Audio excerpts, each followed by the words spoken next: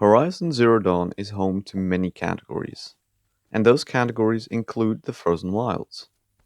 Whether you are playing on console or PC, New Game or New Game Plus, Story or Ultra Hard, there's one skip that has plagued speedrunners ever since it was discovered.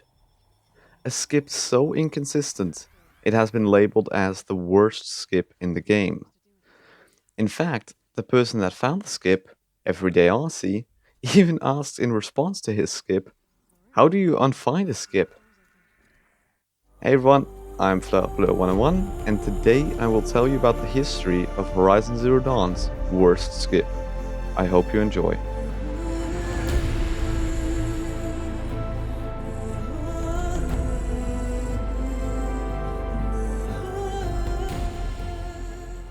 The Frozen Wilds has been getting more and more optimized as time goes on, and the skips implemented are getting harder and harder. You could almost say that the Frozen Wilds speedrun is basically just a skip gauntlet. However, there is one skip that stands above all, and that is Terrorblast Skip. This is the room where it takes place. Doing this room the intended way takes multiple minutes, as you need to go over to the left, then jump and climb your way all the way to the back of the room, before taking a flying thing back. Needless to say, this takes a while. Luckily though, a skip would be discovered fairly quickly. By running up against this wall like this, you can go across and immediately override this node. This saves a good chunk of time, and is very consistent. And so, the Frozen Wild speedruns remain peaceful, until the Fire Nation, I mean Everyday Aussie, attacked. On the 17th of April, 2020, Everyday Aussie would post this skip. Wait a minute, 17th of April? That's today. Um, yeah. That's not today. Whoops. Yep, today is the anniversary of the worst skip in the game. So, happy anniversary, I guess. Anyway, the skip he posted was the skip now known as Terrorblast Skip. He noted it saved over a minute, which is of course far too much time saved to ignore. But this skip would go on to be the cause of many, and I mean many, dead runs since it was discovered. Dumped here to be melted down.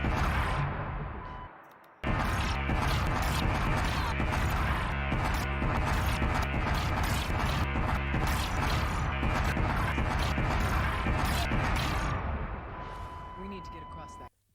With most difficult skips, eventually players will get the hang of it and get it fairly consistent.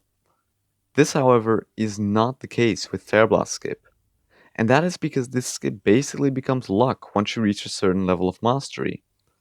At some point, you simply cannot realistically get better at the skip, and it will turn into praying that it works. I'll quickly explain how the skip works. When you shoot more than one of these Terrorblast arrows and then have Aloy stand close to the explosion, she will get launched.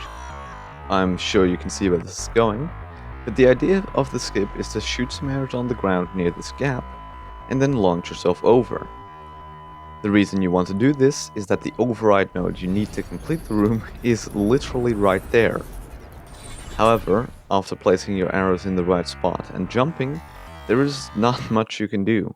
Sometimes the skip will work, and sometimes Aloy will get yeeted in a completely random direction.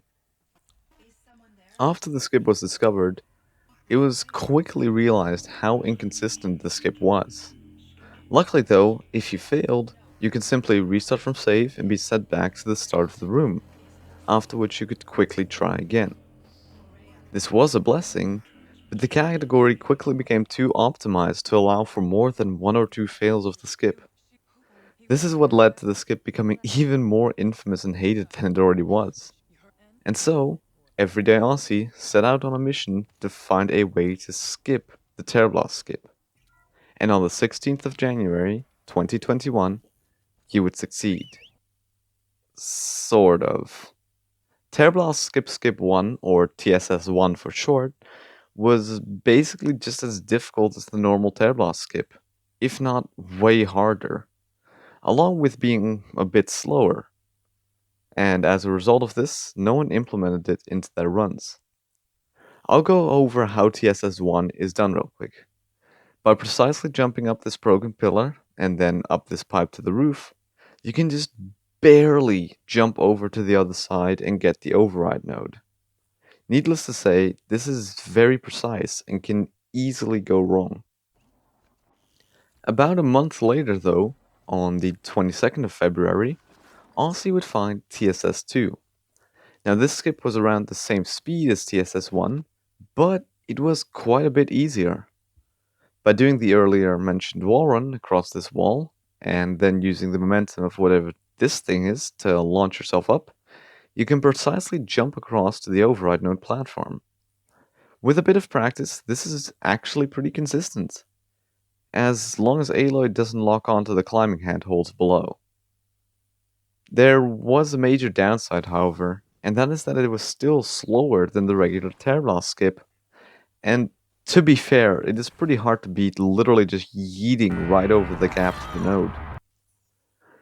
Despite the consistency of the skip, almost no one uses it.